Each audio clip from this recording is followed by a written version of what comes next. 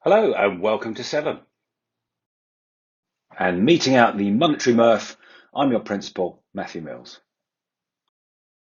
And today we're going to be handling the economic hot potato that is recession.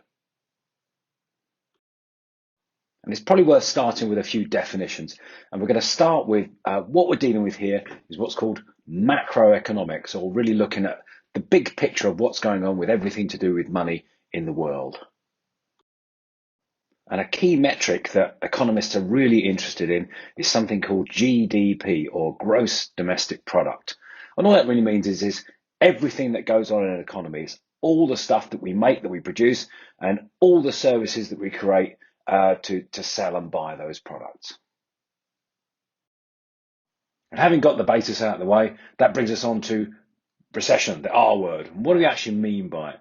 Well, it's actually nothing more than growth going into reverse for two consecutive quarters, that's 3 month period, in a row. Nothing more than that. Now, a survey of global growth over the last, say, 50 to 100 years shows that there's a sort of an average rate of growth of all the stuff we produce and buy and what have you, of about 3% a year. It doesn't always do that, but on average it does that.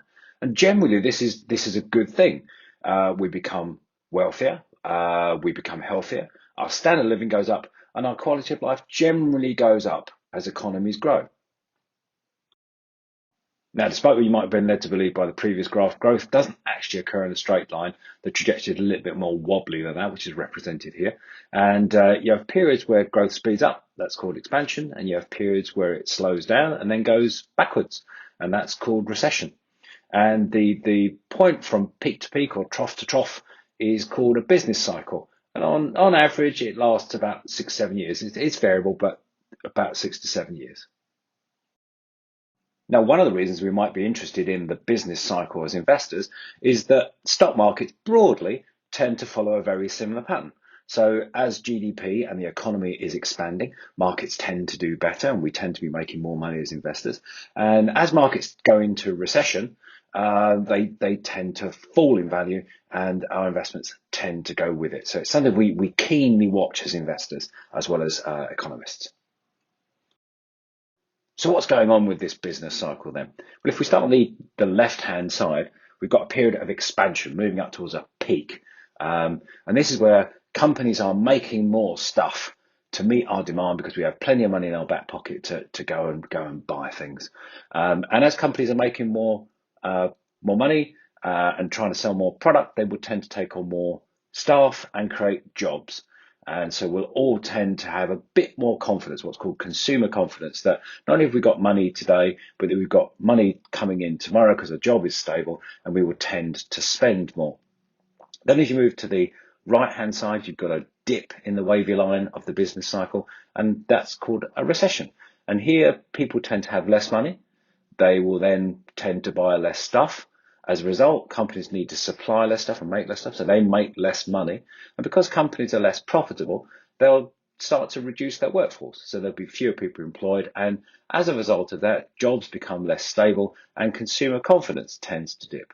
Now, why is this bad? Well, for a number of reasons. The first is that, as we've said, investment markets tend to follow this, or our investments will tend to do, so the investors would be concerned. But as an individual and even as a population, when we have less money, we are not as wealthy. We tend to be less healthy, and our standard of life tends to drop as well. So there's lots of reasons that people are not keen on recession.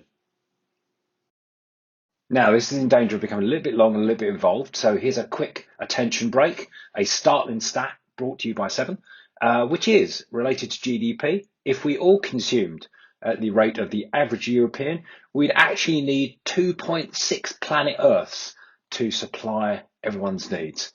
Something to ponder there. Anyway, on with the show. So what causes a recession? Well, there's lots of potential causes, but we'll explore one here. And you might remember this from the previous lecture that we did about inflation.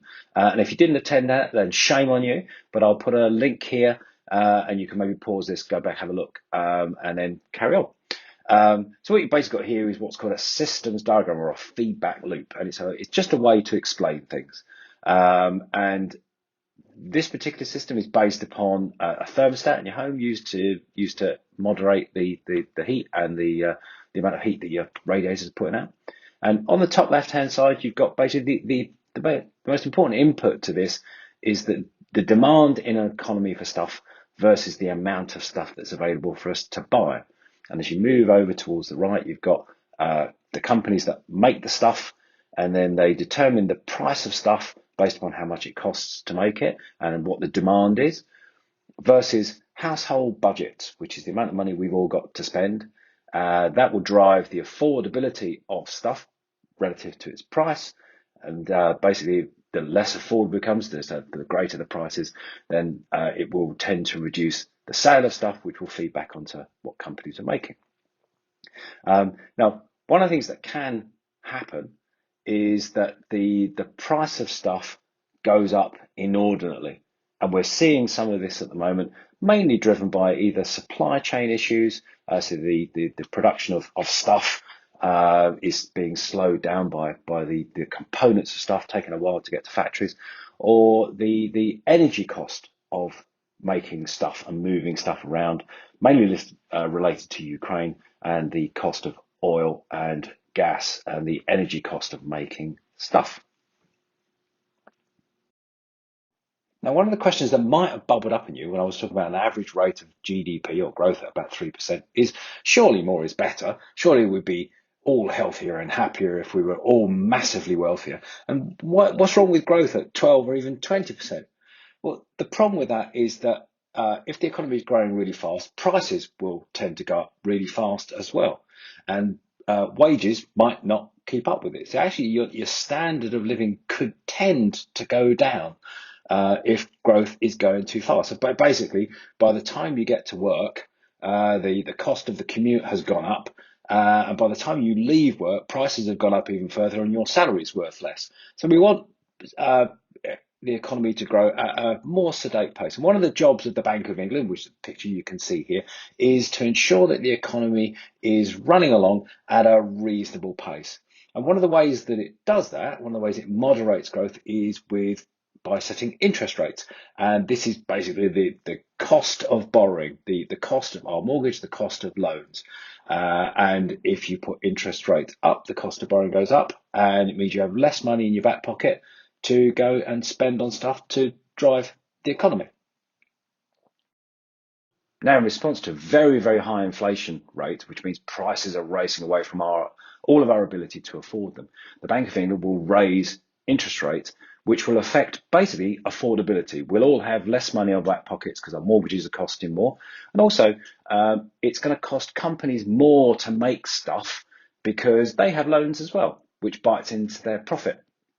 And so what will tend to happen as interest rates go up is that it will drive inflation down, but also reduce growth. That can, under some circumstances, start tipping us into recession, where company profits start to drop to the extent they start to let people go. That starts to affect the number of jobs that are available. It affects the amount of money that people have in their back pocket. And then it also then starts to affect consumer confidence, and everything starts to move into recession. So recessions come with a number of undesirable consequences, I think we can agree. And I think we can also agree it'd be really great if we could actually predict them and then, do something meaningful about them. And so work was done on this by the International Monetary Fund, more about them another time. And they surveyed 153 recessions in 63 countries between 1992 and 2014. And what they really looked at was how effective were economists, the experts at looking at macroeconomics and all the things we've been talking about, how effective were these people at actually predicting recessions? And you might be surprised to know that the performance of economists was shockingly pitiful. And they were able to predict recessions with any kind of accuracy less than 2% of the time, which is basically never. And in statistical terms, if you want to get scientific about it, their ability is less than significant. So when an economist makes a prediction, I don't know how much weight you'd actually put on that. And if there's any listening, I'd suggest you raise your game. So recessions are something that could affect the quality of your life. They can also affect the performance of your investments, and it doesn't look like anyone's very good at predicting when they're going to happen. So what can you do about it? Well, this is the data from a survey of what are called bull and bear markets. So markets that are in expansion versus markets that are in recession since 1948. And I think the thing to take away from this is that markets and economies spend most of their time in expansion. So most of the time we're making money. What this really tells us is that it's not so much timing in markets, because we can't predict when these things are going to happen, and nor should we try to do so, because we might predict a recession, dash all our money into cash just as markets take off and we lose all that growth. What we should actually do is focus on time in the market, because in the long term we spend most of our time growing money, and it's probably not terribly productive to be going around trying to predict when the next recession is actually going to happen. And a few other things just to think about are that post-pandemic, most household budgets are a little bit stronger than they were before. I mean, most of us couldn't go out and spend any money, saved our furlough, so we have more savings available, which gives us a buffer against the negative impacts of recession and also inflation. The other thing is that the jobs market is quite tight, is that the number of people in the jobs market waiting to replace you and snatch your job away from you is a bit lower. And so the chance of you losing your job as a result of recession are a little bit lower as well. The other point is that the issue is actually driving inflation, supply chains and the availability of fuel supplies. These issues are starting to ease a little bit. They won't happen overnight. It might take 6 to 12 months, but they are starting to ease. So although a recession hurts, and no one's going to say it's not going to, there is a possibility that this recession might not be quite as bad as we might otherwise think. And there you go. Everything you wanted to know about recessions, but we're always afraid to ask. But what have we learned? Well, economic growth is generally good for us when we become wealthier, both as a planet, as a nation, or as an individual. It tends to make us healthier and give us a better standard of living. However, economies, however you look at them, don't expand in a linear fashion. They tend to have periods of expansion followed by periods of recession. And this is a normal function of markets. However, recession, with all the negative consequences that come with it, is unpredictable and it can be painful, but it's also temporary. And markets and investments and economies tend to spend most of the time in growth. And we should focus more on time in a market than trying to predict temporary recessions. Brilliant. And as we arrive at the end, you'll be pleased to know that there's no test, albeit that although this has been broadly about economics, you'd only need to get 2% anyway, it seems. On that note, it just remains for me to say that this video is intended to inform, to educate and entertain, and most certainly does not represent advice. And unless I've really upset you as an economist, we'll look forward to seeing you next time.